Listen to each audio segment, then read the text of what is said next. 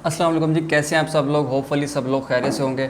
अच्छा, आज की मेरी वीडियो बनाने का मकसद ये है कि अपनी कम्युनिटी को बताना कि टैरिफ्स क्या होती है, क्योंकि मुझे व्हाट्सएप पे काफ़ी मैसेज आ रहे थे कि टैरिफ के बारे में बताएं। आजकल आप न्यूज़ सुन रहे होंगे, हर जगह टैरिफ ही चल रहा है। कभी यूएस चाइना पे टैरिफ बढ़ा रहा है, और यूएस ने यानी कि ट्रंप ने अदर देन 19 प्लस कंट्रीज़ के ऊपर जो है टैरिफ इंक्रीज़ कर दिए, यानी कि 90 प्लस देशों पे उन्होंने टैरिफ यानी कि इन टैक्स वगैरह इंक्रीज़ कर दिए, जिनमें चाइना टॉप पर आता है। चाइना पे जो है ये ज़्यादा टैक्स इंक्रीज़ कर रहे हैं, और जवाबन वार में चाइना जो है वो भी यूएस के ऊपर जो है टैक्स इंक्रीज़ कर रहा है। ठीक है, एक किस्म की ना इन्होंने ट्रेड वार स्टार्ट कर लिया है। यूएस जो है चाइना पे टैक्स इंक्रीज़ करता है, चाइना जो है जवाबन वार में यूएस के ऊपर जो है टैक्स इंक्रीज़ कर देते हैं। पर मैक्सिमम कम्युनिटी को ये नहीं पता कि टैरिफ्स होते क्या हैं, ये क्यों लगाए जाते हैं, ठीक है, इनका मकसद क्या होता है।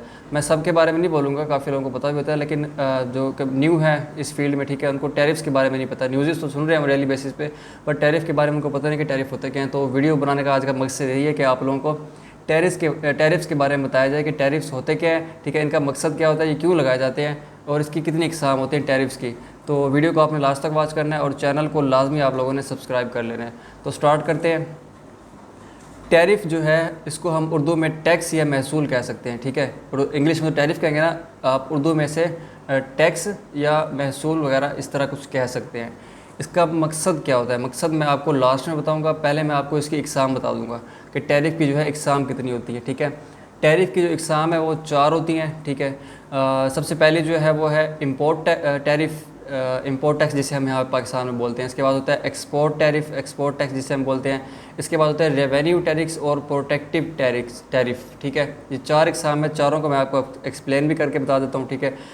सबसे पहले आता है हमारे पास इम्पोर्ट टैरिफ। इम्पोर्ट टैरिफ क्या है? इम्पोर्ट टैरिफ मीन के जो बाहर की कंट्री से हमारी कंट्री में कोई भी इशिया आएगी ना, मतलब जैसे कंटेनर वगैरह मंगवाते हैं, शिपिंग वगैरह आती हैं, तो बाहर की कंट्री से जो भी हमारी कंट्री पे आएगी उस पर जो टैक्स आयद होगा उसको हम बोलेंगे इंपोर्ट टैक्स, ठीक है। और जो हमारी कंट्री से बाहर की कंट्री में जाएगी ना, उसको हम बोलेंगे एक्सपोर्ट टैक्स। बट ये जो एक्सपोर्ट टैक्स होता है ये कम होता है, इंपोर्ट टैक्स ज़्यादा होता है, क्योंकि इंपोर्ट टैक्स में बाहर से चीज़ आ रही होती है, उस पर गवर्नमेंट ज़्यादा टैक्स लेती है, और जो एक्सपोर्ट टैक्स होता है वो हमारी कंट्री से बाहर जा रहा होता है, तो उस पर टैक्स मतलब ना होने के बराबर ही होता है, इस पर इतना ज़्यादा टैक्स नहीं होता। और उसके बाद होता है तीसरे नंबर पर रेवेन्यू टैक्स। रेवेन्यू टैक्स क्या होता है?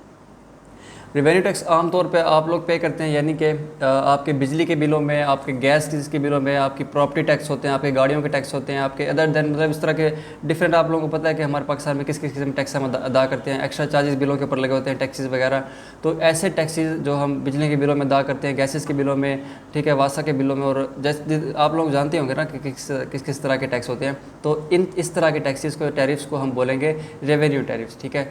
और उसके बाद होते हैं प्रोटेक्टिव टैरिफ्स, इनको हम बोलते हैं उर्दू में तहफ़्फ़ुज़ाती टैरिफ। तहफ़्फ़ुज़ाती टैरिफ ये क्या होते हैं?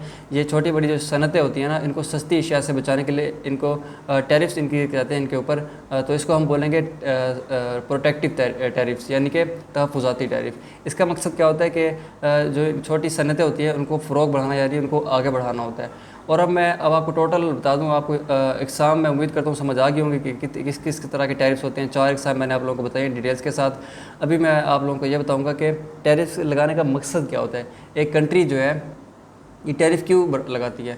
ये अपनी जो मैशियत होती है इनकी, ठीक है, इसको मुस्तकम करने के लिए, इसको फ़रोग़ देने के लिए, इसको बढ़ाने के लिए, ठीक है, और अपनी आमदनी में इजाफा करने के लिए। गवर्नमेंट जो है अपनी आमदनी में इजाफा करने के लिए जो है ये टैक्सेस वगैरह बढ़ाती है। टैक्सेस का बहुत अहम किरदार होता है अक़वामी और बैनुल-अक़वामी तिजारत के ऊपर।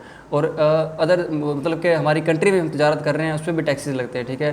टैक्सेस हर चीज़ पर लगते हैं। तिजारत का अहम रोल टैक्सेस है, टैक्सेस के बगैर तिजारत होती नहीं है, ठीक है। तो तिजारत में जो है बहुत अहम किरदार होता है टैक्सेस का।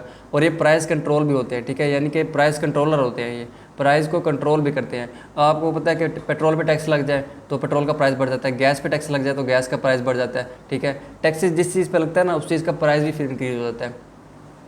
तो आप लोगों को पता चल गया हो कि टैरिफ क्या चीज़ होती है, इसका मकसद क्या होता है, इसकी इकसाम कितनी होती है, इसका किरदार क्या होता है, सारा मैं आप लोगों को बता दिया। उम्मीद करता हूँ वीडियो आपको पसंद आई होगी।